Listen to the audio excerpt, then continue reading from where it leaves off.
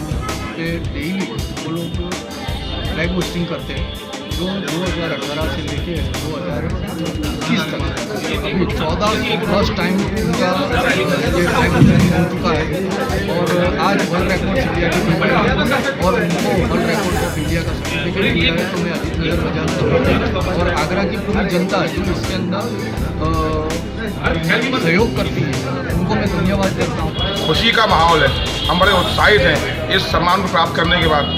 हमें महसूस हो रहा है कि हमने क्या, हमारे लिए छोटा कार्य है लेकिन देश के लोगों के लिए ये बहुत बड़ा कार्य है। सामने वाले लोग हमको आगे कहते हैं कि साहब आप जो कार्य कर रहे हैं ये कार्य आपके लिए छोटा हो सकता है लेकिन हमारे लिए बहुत बड़ा है। जिस उद्देश्य से चालू किया वो उद्देश्य में हम सफल हो रहे हैं।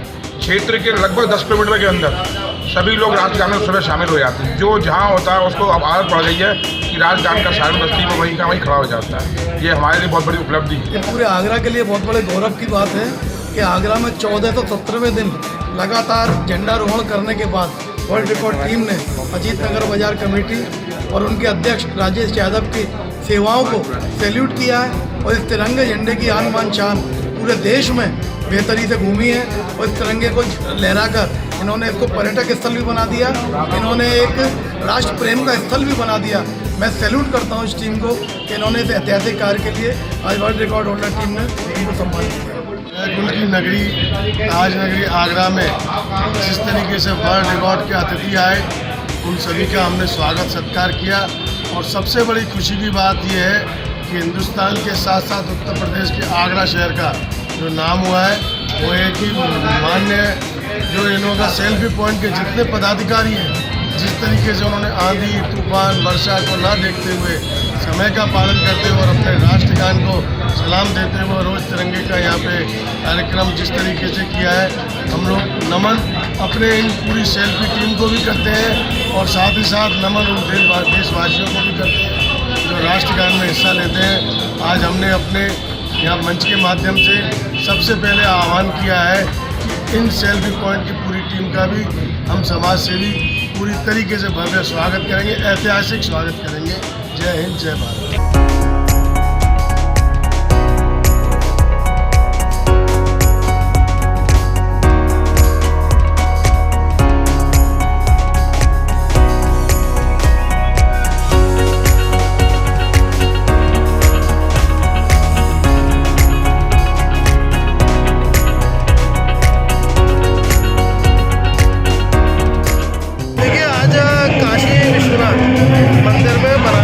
वाराणसी में माननीय प्रधानमंत्री जी के द्वारा आज जो कॉरिडोर है उसका लोकार्पण हो रहा है, उसी का लाइव टेलीकास्ट प्रत्येक शक्ति केंद्र में जो हमारे शिव मंदिर है और जिसमें हम यहाँ पर इस समय कैलाश मंदिर जो हमारे शिवालय है उनमें से एक प्रमुख मंदिर है, तो यहाँ पर भी उसी के तहत कार्यक्रम किया गया है। और यहाँ पर हमारे जो महंत निर्मल गिरी जी उनके द्वारा पूरे प्रोग्राम का यहाँ पर आयोजन किया गया है। और यहाँ पर हमारी महानगर की पूरी टीम युवा मोर्चे के अध्यक्ष शशांक शर्मा, यादव शर्मा जी और इसी प्रकार प्रत्येक शक्ति केंद्र में हमारे सारे जनप्रतिनिधि, अमुक नेता, कार्यकर्ता, गौरव जी यहाँ पर हमारे साथ इनके द्वारा पूजा पाठ और पूरा गौरव विधि के द्वारा पूरा आयोजन कराया गया।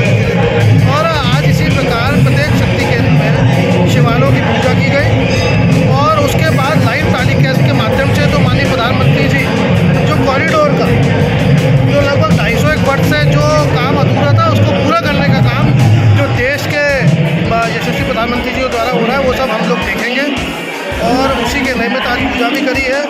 और आज शाम को दीपावली के रूप में, देव दीपावली के रूप में प्रत्येक कार्यकर्ता अपने घरों में चौराहों पे दीपक से दीप प्रज्वलित करेगा और दीपावली के रूप में, ऐसे पर्व के रूप में आज इस शुभ दिन को बनाया जाएगा। आज सोमवार का दिन है, इसलिए भोलेनाथ का भी आशीर्वाद नगरवासियों से अपील सबसे है। मैं आगरा महानगर के सभी नगरवासियों से भी अपील करना चाहूँगा कि ऐसा शुभ दिन जो 250 साल बाद जीर्णोद्धार और लोकार्पण माननीय प्रधानमंत्री जी द्वारा हो रहा है, तो इसमें आज सोमवार के पवित्र दिन इसकी शुभकामना करते हुए, शुभ संदेश देते हुए दीप प्रज्वलित करें और पूरे शहर को दीपावली के रूप में हम लोग आज के दिन को मनाएं।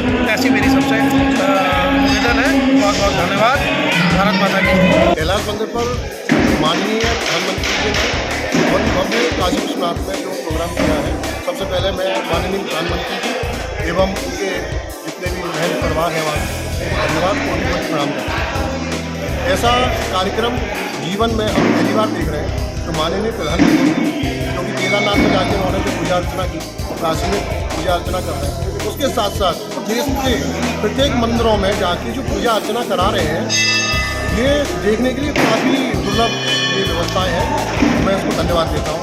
आज ही कैलाश मंदिर पर माननीय प्रधानमंत्री जी के सहयोग से संयोग से यहाँ पर व्यवस्था की गई, क्योंकि लाइव दर्शन हुए और आज सोमवार के दिन हज़ारों भक्तों ने आके यहाँ पर दर्शन किए। और माननीय भानु महाजन जी जो यहाँ मुख्य के रूप में आए, याग्विन भाई साहब याग्विन शर्मा जी, उन्होंने यहाँ पर आके व्यवस्था संभाली, सारी व्यवस्था डॉक्टर मदन शर्मा यहाँ पर। तो मुझे बहुत ही प्रभावशाली लगा ये व्यवस्था मुझे। बहुत बहुत धन्यवाद प्रधानमंत्री नरेंद्र मोदी जी को, धन्यवाद।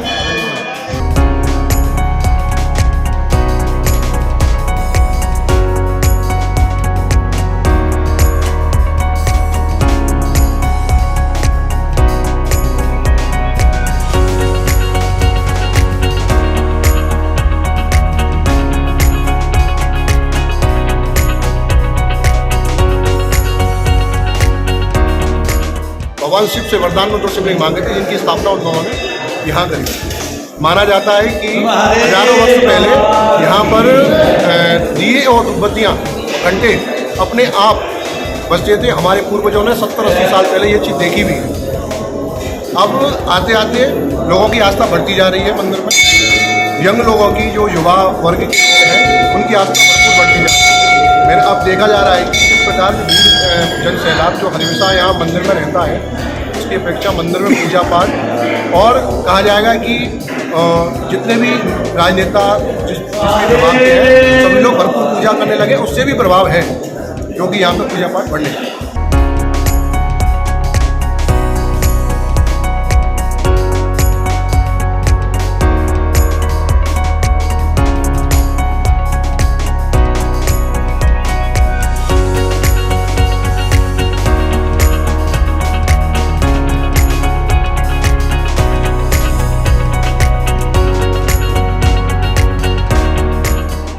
यहाँ सारे देहात क्षेत्र के हमारे किसान भाई हैं, और इन किसान भाइयों के साथ एक कंपनी आगरा में आई। उसने कहा कि आप मछली पालन करो, और मछली पालन आप करोगे तो हम आपको हर महीने पैसे देंगे, और ये सरकारी योजना है। तो ये किसान भाई सीधे साधे थे, कुछ हमारे रिटायर्ड फौजी थे, सभी लोग उन लोगों की बातों में आ गए, और इन लोगों से किसी से 11 लाख, किसी से 5.5 लाख, जैसा भी उन्होंने अपना नियम बनाया सभी से पैसा जमा करा लिया, और उसके बाद पैसा लेकर वो कंपनी यहाँ से भाग गई। तभी से ये लोग लगातार अधिकारियों से संपर्क बनाए हुए हैं, अधिकारियों के पास चक्कर काट रहे हैं, लेकिन आगरा का प्रशासन इनकी बात नहीं सुन रहा है। और ये सारा की सारा खेल सत्ता में बैठे कुछ चुनिंदा नेताओं के सहारे पर, सत्ता में प्रशासन में बैठे कुछ अधिकारियों के सहारे पर ये सारा खेल हुआ है। अगर ऐसा नहीं होता तो अब तक इस कंपनी पर तभी कार्रवाई हो गई होती।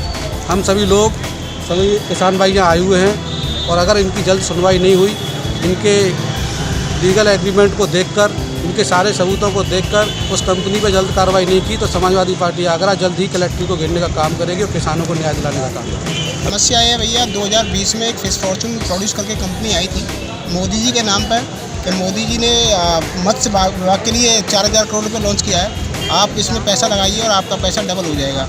सरकारी योजना के नाम पर हमसे 11 लाख रुपये, किसी 5.5 लाख लगवा दिया, और कंपनी ने वादा किया था कि आपका पैसा 14 महीने में आपको वापस कर दिया जाएगा। बहुत लोगों को पैसा लगा दिया, लेकिन तालाब भी नहीं खुदे। जिनका तालाब खुद गया उसकी मछली नहीं पड़ी है, जिनका मछली पड़ा है वो मछली बढ़ नहीं रही है, वो पता नहीं प्लास्टिक की मछली है या किसी और की मछली, हमें पता ही नहीं चल रहा उस चीज़ का।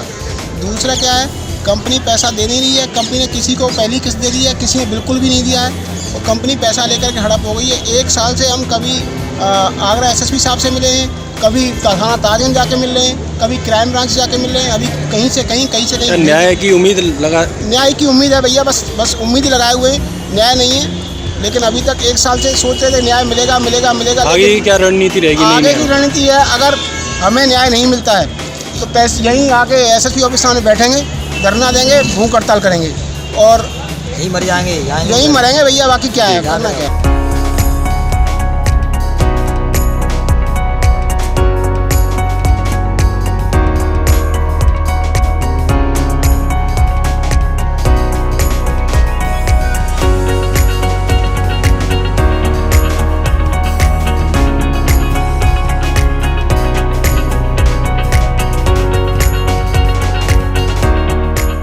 देखिए, इसमें चेकिंग के दौरान 3 वाहन चोर 2 स्कूटी पे पकड़े गए हैं और एक इसमें से फरार हो गया था।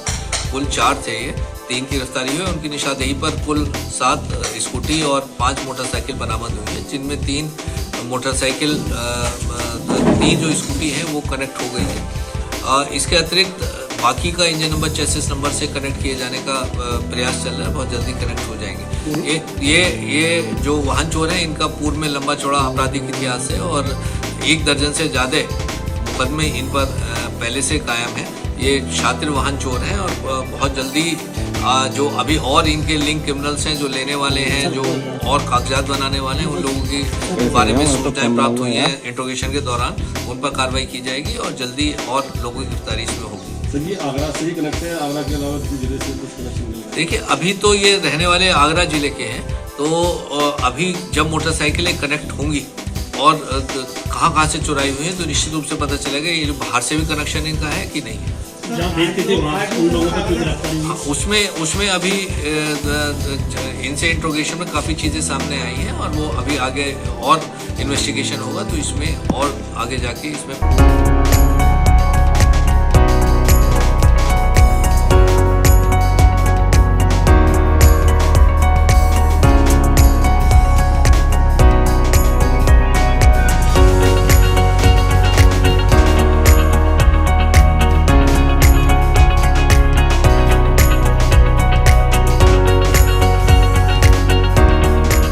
आज हमने जनरल विपिन सिंह रावत एवं उनके साथी, जो 8 तारीख को हेलीकॉप्टर क्रैश में आकस्मिक निधन हो गया उनके लिए एक श्रद्धांजलि सभा का आयोजन किया। यह आयोजन सेंट्रल पार्क आवास विकास कॉलोनी में किया गया। जनरल विपिन सिंह रावत गढ़वाल मंडल से आते थे और हमारे पौड़ी जिले के रहने वाले थे, तो गढ़वाल सभा का एक विशेष लगाव उनके साथ भी था। और पृथ्वी सिंह चौहान जी, जो हमारे आगरा के ही निवासी हैं, विंग कमांडर जो उनके साथ थे, उनका भी उनके साथ निधन हुआ। इस अत्यंत दुख की घड़ी को देखते हुए हमने एक श्रद्धांजलि सभा का आयोजन किया। उस श्रद्धांजलि सभा में हमने सेक्टर 5 से लेके सेंट्रल पार्क तक एक कैंडल मार्च किया, जिसमें हमारे आगरा के उत्तराखंड समाज के सभी बच्चे, बूढ़े, जवान, महिलाएं, पुरुष सभी शामिल थे, जिन्होंने कैंडल मार्च के बाद उनके श्रद्धांजलि पुष्प अर्पित कर उनकी फूलमाला का श्रद्धांजलि दी। आज पिछले दिनों 8 दिसंबर को हेलीकॉप्टर क्रॉस की घटना में स्वर्गीय श्री विपिन रावत जी और अन्य 14 सैनिक बल का बहुत भारी नुकसान हुआ।